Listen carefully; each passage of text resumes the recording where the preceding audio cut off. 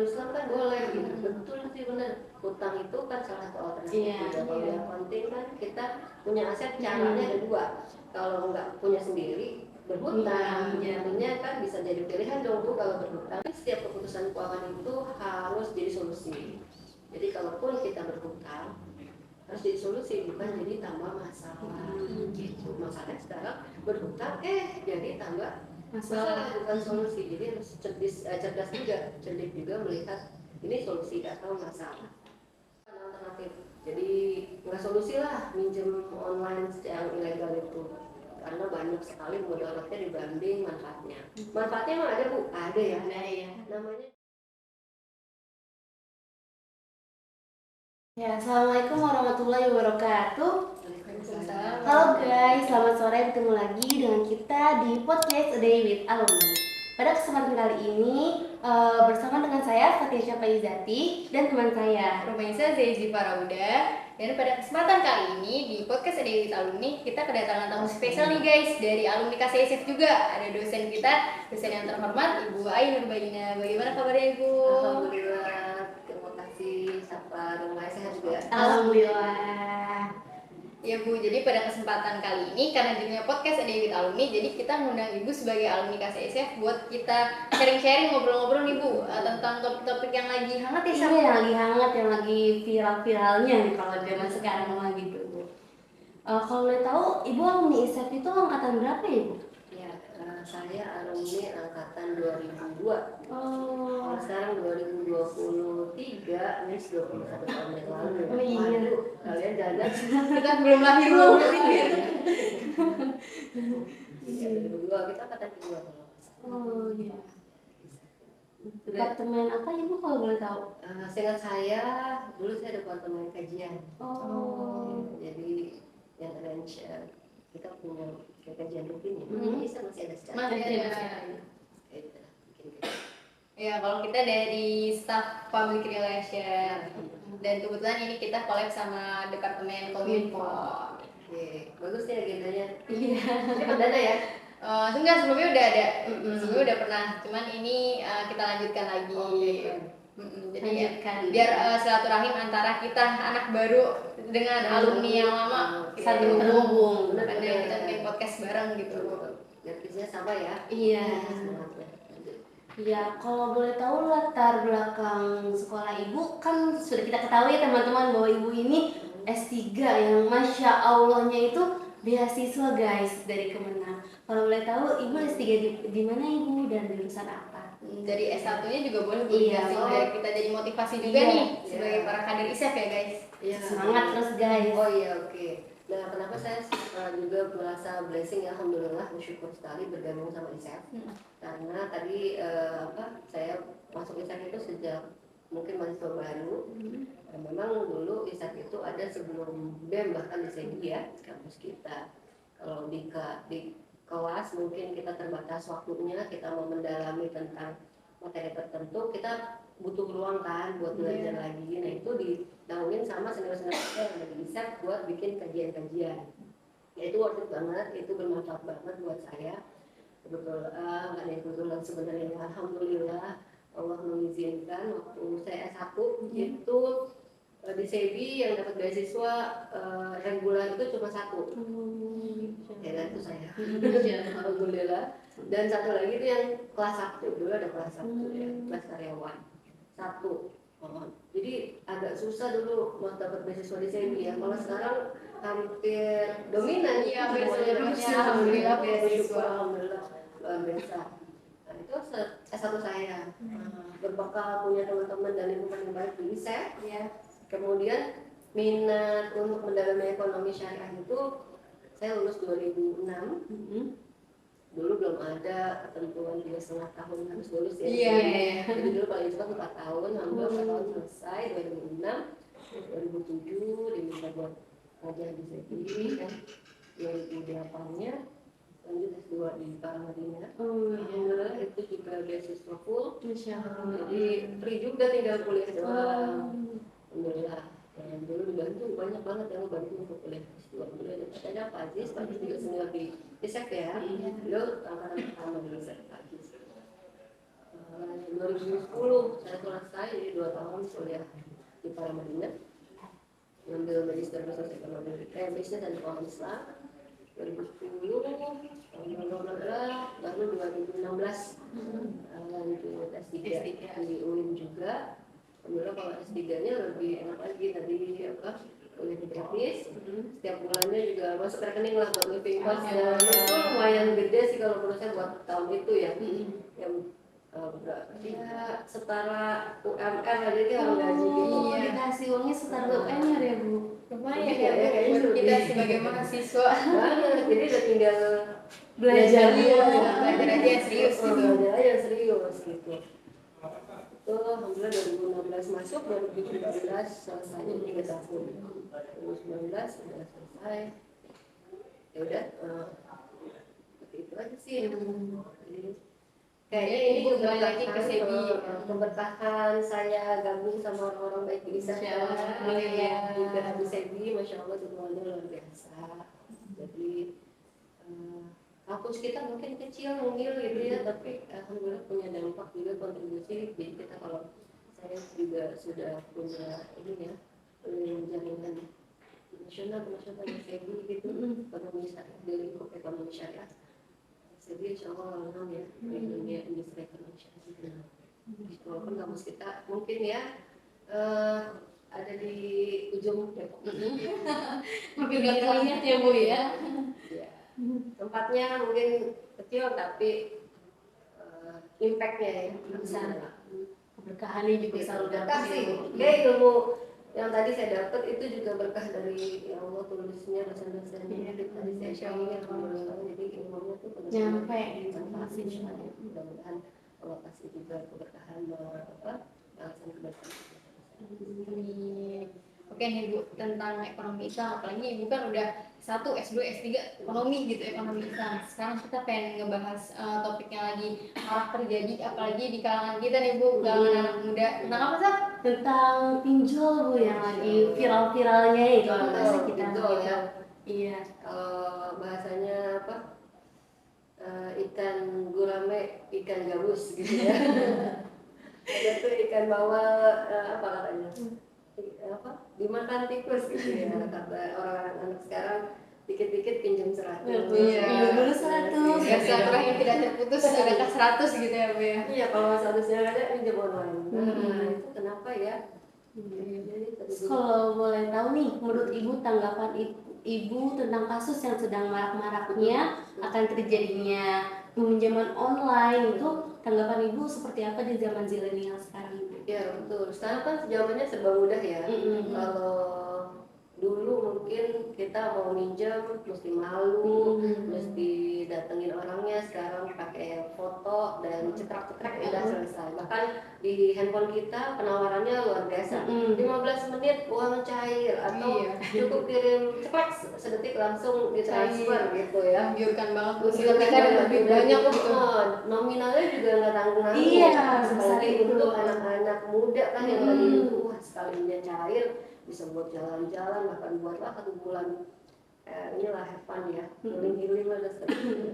Ini tentu perlu kita pasti ya cermati sama-sama. Pertama, buat mungkin yang usianya cukup jauh ya sama anak-anak mahasiswa, kayak saya ini mama muda begini, dan mama-mama tua mungkin berpikirnya ini ngapain sih anak muda, apa sih bebannya sampai terjerat pinjol, kalian buat apa, buat sekolah anak nggak ada, buat biaya hidup nggak wajib, terus kenapa sampai terjerat pinjol gitu. Mungkin agak kurang memahami bahwa tekanannya justru luar biasa dari sosial media kan. Jadi misalnya diri kita lihat teman kita, wah ini keren banget nih, atau dia sudah healing ke sana, jalan-jalan sini, jalan-jalan ke sana, atau megang gadget keren. Nah, kita juga mau dong, sebagai fitrahnya dia senang terhadap hal-hal yang keren gitu, sehingga tergiur lah, apalagi ada kemudahan seperti itu. Nah ini self control sih ya yang paling penting buat generasi Z, milenial, supaya bisa mengendalikan diri, tahu bahwa gaya hidup itu boleh asal bisa disesuaikan dengan kemampuan gitu. Bang, hutang boleh nggak sih Bu? Dalam Islam kan boleh gitu. Betul sih, benar. Hutang itu kan salah satu alternatif juga. Kalau yang penting kan kita punya aset, caranya ada dua. Kalau nggak punya sendiri, berhutang. Artinya kan bisa jadi pilihan dong Bu kalau berhutang. Oke, jadi tapi setiap keputusan keuangan itu harus jadi solusi. Jadi kalaupun kita berhutang, harus jadi solusi, bukan jadi tambah masalah gitu. Masalahnya sekarang berhutang jadi tambah masalah, bukan solusi. Jadi harus cerdas juga, cerdik juga melihat ini solusi atau masalah gitu. Masalahnya sekarang nih pinjol ilegalnya itu beratus kali lipat dari pinjol yang legal. Kali ini kita terjebak di situ. Perlu sosialisasi literasi lebih baik supaya tahu kenapa ini nggak boleh dipakai. Jadi ini bukan alternatif. Jadi nggak solusi lah minjem online yang ilegal itu, karena banyak sekali mudaratnya dibanding manfaatnya. Manfaatnya emang ada Bu, ada ya. Namanya bukan alternatif. Jadi nggak solusi lah minjem online yang ilegal itu, karena banyak sekali mudaratnya dibanding manfaatnya. Manfaatnya emang ada Bu, ada ya. Namanya juga pinjaman. Tentu dia jadi solusi buat masyarakat kita yang defisit, kekurangan uang. Nah kita kan banyak banget dong pengangguran yang mungkin tadi ya kita tahu UMR kita juga kecil, sehingga walaupun udah bekerja bisa jadi tidak cukup, apalagi yang belum kerja. Apalagi yang cuma nunggu transferan ya, itu pasti kurang banget. Jadi pinjaman bisa jadi solusi, terutama untuk menutup ketika transferan belum datang gitu ya, atau tadi gajian belum masuk gitu tapi butuh gitu. Tetapi yang disebut dengan kebutuhan beda sama keinginan. Ini perlu dicek dulu nih, ini sebenarnya pinjamnya buat apa gitu ya. Terus kita cek juga dia tadi ya legal dulu apa enggak. Emang ada tuh yang legal, ada ya, pinjaman yang legal ada, itu mungkin ada sekitar 100-an. Tapi yang udah ditutup oleh OJK yang ilegal tuh 4.000-an ya. Tutup 1 tumbuh 1.000 ya. Jadi dia bisa buka lagi akun yang lain dan aplikasinya mirip-mirip. Misalnya yang ilegal itu namanya A, nah yang legal namanya A, yang legal AIU gitu. Jadi mirip-mirip. Jadi kita nggak tahu ini legal atau enggak. Ini perlu cermat banget. Masalahnya adalah seringkali tuh kita ini buru-buru. Nah, salah satu kepepet gitu ya Bu. Aduh udah nggak tahu lagi. Waduh ya kayaknya ini kepentok banget nih, banyak banget ya. Jadi buru-buru nggak dicek dulu, dibaca term and conditionnya. Jangankan yang pinjaman ya, mungkin kita buka akun email baru aja nggak pernah kita baca kan. Terusnya kita buka aplikasi baru download terus udah yes aja gitu kan, kita nggak pernah baca padahal term and conditionnya bagi yang kalau ilegal itu luar biasa. Misalnya dia boleh ambil data kita dan kita yakin aja, padahal bedanya pinjaman online yang legal dan ilegal itu, yang legal itu hanya boleh mengakses 3 hal ya. 3 hal itu disingkat 9 ya. Kamera, mikrofon, dan location. Jadi kalau selain itu kontaknya teman-teman kita, kontak tetangga bahkan ya, dan lainnya itu diambil, itu pasti pinjamannya ilegal. Jadi nggak usah coba-coba. Berarti lumayan ngeri juga ya Bu pinjol ya. Berarti kalau buat kita nih dampak negatifnya tuh apa Bu? Apakah kan kita tahu nih menurut pemaparan Ibu tadi kayak hal-hal yang menakutkan juga banyak dari pinjol. Berarti kan itu dampak negatif. Cuman pinjol ini bisa dilihat dari ada dampak positifnya juga nggak sih Bu? Menurut pandangan Ibu? Dampak positifnya pertama, kalau teman-teman zilenial kan rata-rata belum punya aset untuk jadi jaminan ya. Iya. Jadi nggak bisa akses bank deh. Nah kalau pakai pinjol atau fintech lending itu dia nggak perlu jaminan, kalian sudah bisa dapat akses itu. Kemudahan ya kan. Yang kedua kecepatan. Ya. Bahkan membernya itu belum selesai sudah ditransfer. Nah ini banyak kejadian ya, bahkan kita nggak apply pun ditransfer tiba-tiba padahal baru masukin NIK doang dan seterusnya. Itu luar biasa sih. Dari segi kecepatan dan tadi kemudahan itu mengalahkan lembaga keuangan resmi kayak koperasi event yang ada di samping-samping kan, itu mereka kalah semua. Itu kemudian itu kan jadi solusi tadi ya, solusi cepat. Misalnya pas banget masuk rumah sakit atau butuh banget duit, harus keluar sekarang gitu. Cepat banget itu. Cuma negatifnya apa? Negatifnya nih yang biasanya nggak diketahui oleh yang ngambil pinjam. Pertama mereka nggak tahu kalau bunganya harian. Kalau pinjaman online yang legal itu maksimal 0,8% per hari. Artinya apa? Kalau kalian minjem 1 juta, berarti kembalinya berapa? 0,8 kali 1 juta itu berarti sekitar berapa?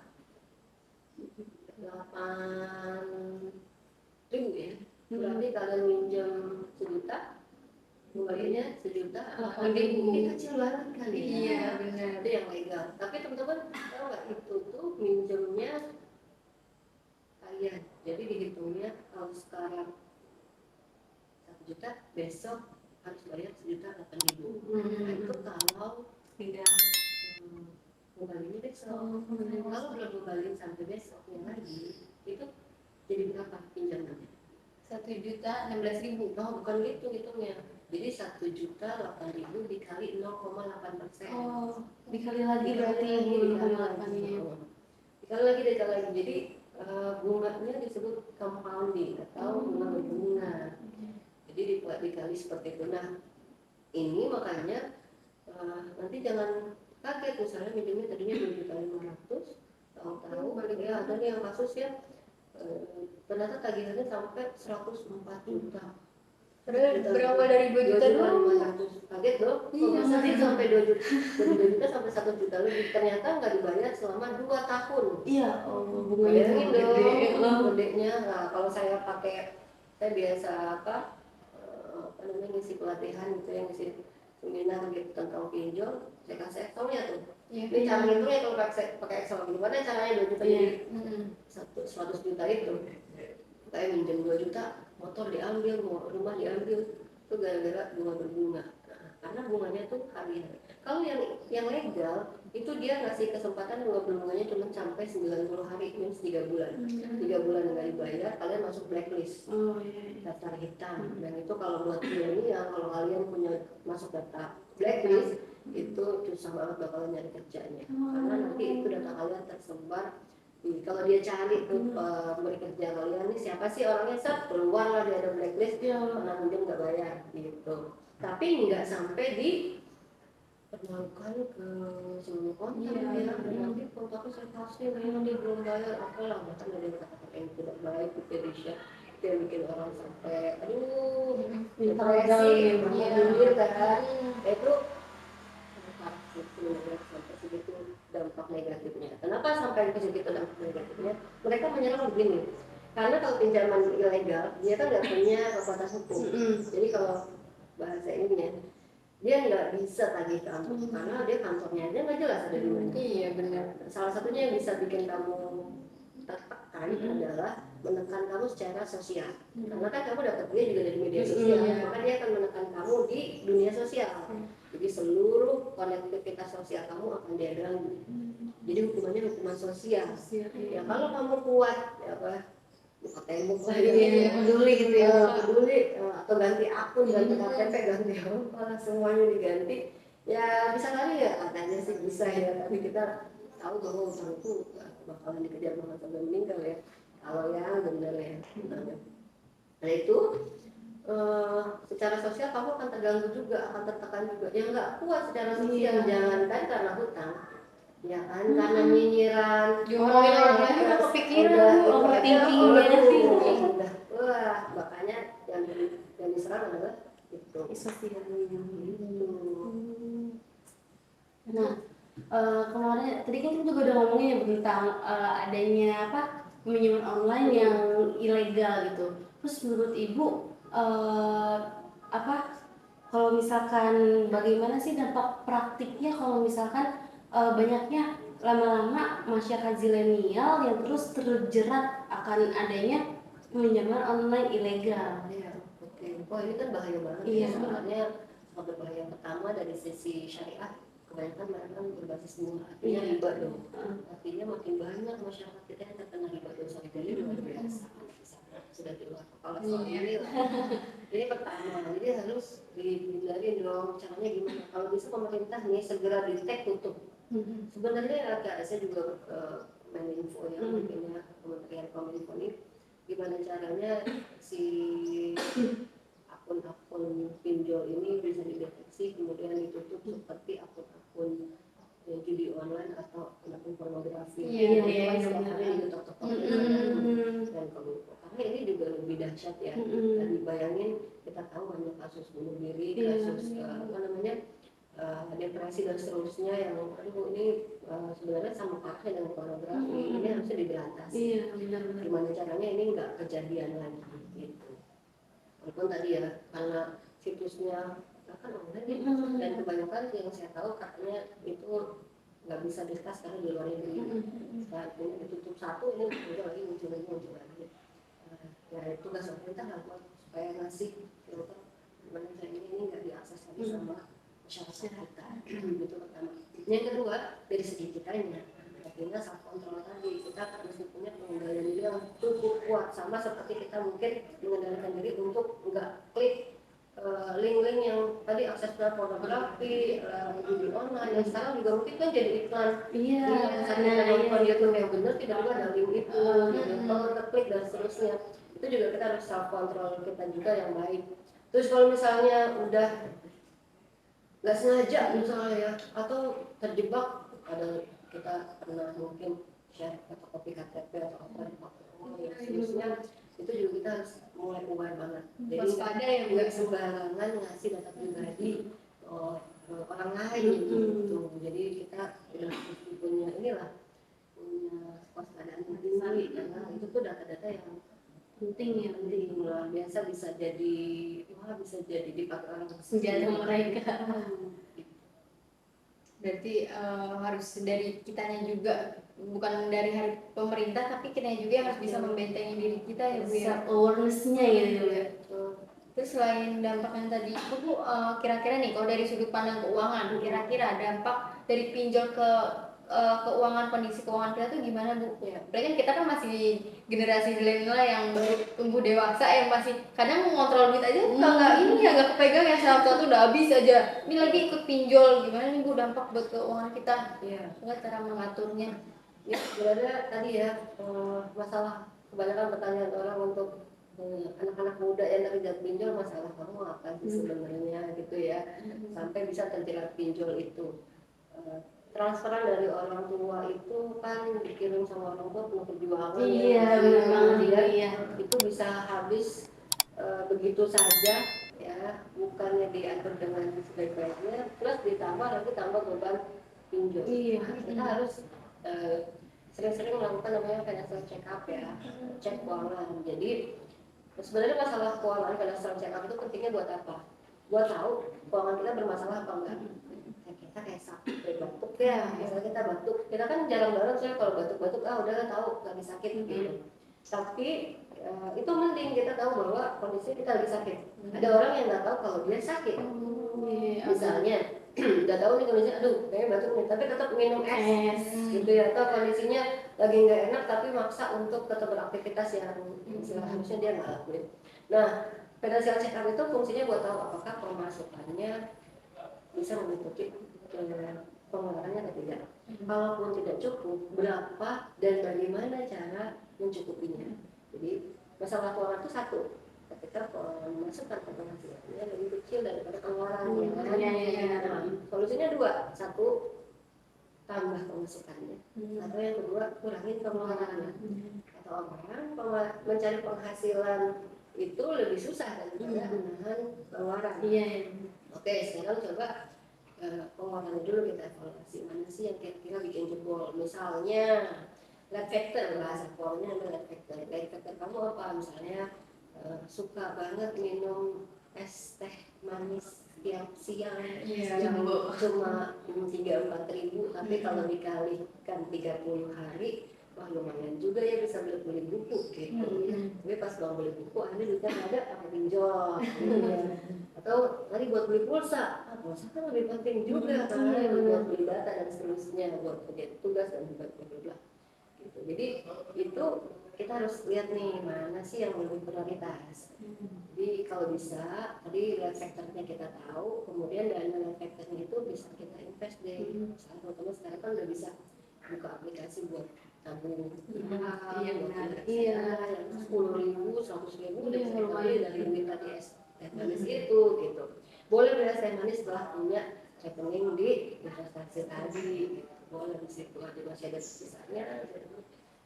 Dan jangan juga tadi malah uang habis buat bayar hutang, kamu belum sampai di level itu. Hutang itu boleh, tapi kalau bisa buat hal-hal yang bisa produktif. Kenapa produktif? Kamu lihat deh, kayak Menteri Keuangan dulu saya lihat laporan keuangannya Bu itu Ibu Menkyu, Menteri Keuangan Republik Indonesia juga masih punya utang kok Bu, masa saya nggak boleh? Dan saya belajar di manajemen keuangan utang itu bisa jadi solusi kok Bu, betul bahwa di manajemen keuangan kita belajar kan kalau kita punya utang, kita harus bayar beban bunga. Beban bunga itu kan mengurangi pendapatan. Kalau pendapatan dikurang beban, maka labanya akan berkurang. Kalau laba kurang, pajak kecil. Nah, kan disolusikan. Jadi itu secara keuangan punya dampak baik juga. Tapi ingat, kayak minuman alkohol, minuman alkohol kan punya dampak baik juga, menghangatkan badan. Kalau misalnya cuaca yang dingin ya, itu kalau di Jepang misalnya gitu ya mereka bisa jadi lebih semangat apa minum itu dampak baiknya. Tapi dampak buruknya juga banyak, kesehatan masyarakat sama. Nah, itu jadi kita cek juga ternyata dampak buruknya itu lebih lagi sebelum mengambil itu. Berarti kalau lagi bukan diperhitungin lagi nih, kira-kira kamu yang boros apa kamu yang butuh duit? Berarti kita harus final check up ya Bu ya, pengeluaran sama pendapatan itu balance lah bahasa minimalnya balance ya, sama. Kalau bisa surplus. Kalau bisa surplus tuh ya guys, jangan sampai malah minus gitu.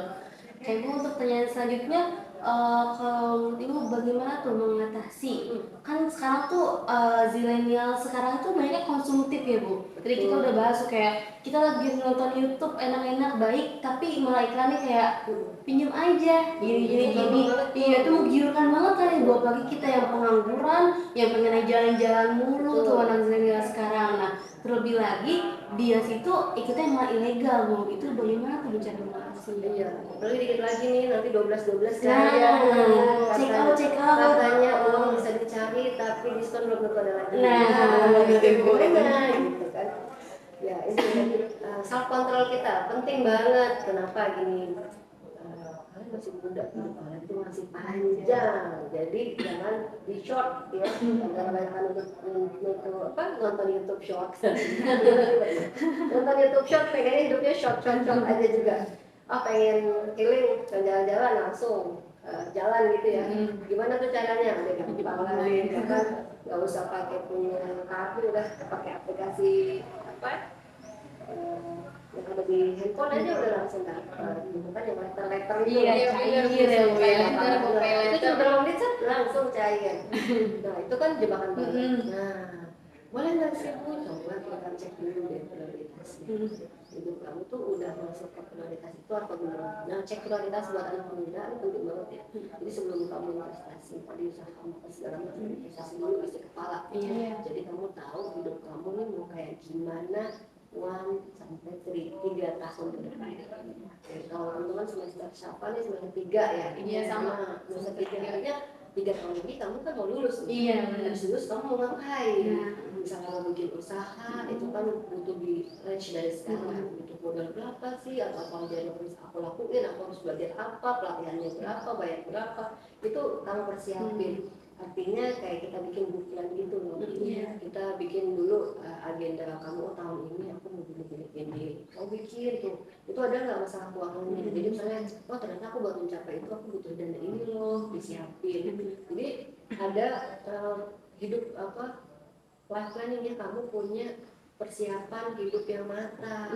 Jadi kalau misalnya mahasiswa kan tadi ya pengennya nggak cuma sampai sarjana ya, kita mau lanjut S2, S3, tapi buat S2 itu ada persyaratan TOEFL, persyaratan harus bisa mungkin bahasa yang lain, artinya harus kursus lah, kalaupun online kita harus persiapin ya, cari yang gratisan, berarti kita harus kencang wifi-nya, harus baca buku-buku yang bisa menunjang kita itu untuk capai itu semua. Nah itu kita persiapkan baik-baik.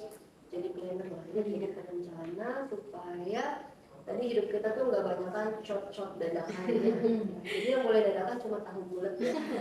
Jadi kalau hidup kita dipersiapkan, kita latihan untuk bisa matang. Apalagi kalau perempuan itu misalnya teman-teman kalau nanti habis lulus, oh my god. Dulu saya pikir ketika nikah itu udah cuma jadi istri yang soleha aja sama suami selesai. Iya. Ternyata begitu calon suami kita nikah, qabil tuh nikahan gitu ya, dia bilang sah, yang sah dia, tapi yang kemudian menanggung beban rumah tangga itu harus jadi istri yang solihah, jadi menteri keuangan, menteri pendidikan, menteri kesehatan, harus bisa masak juga, ya, mengatur keuangan keluarganya istri. Iya benar.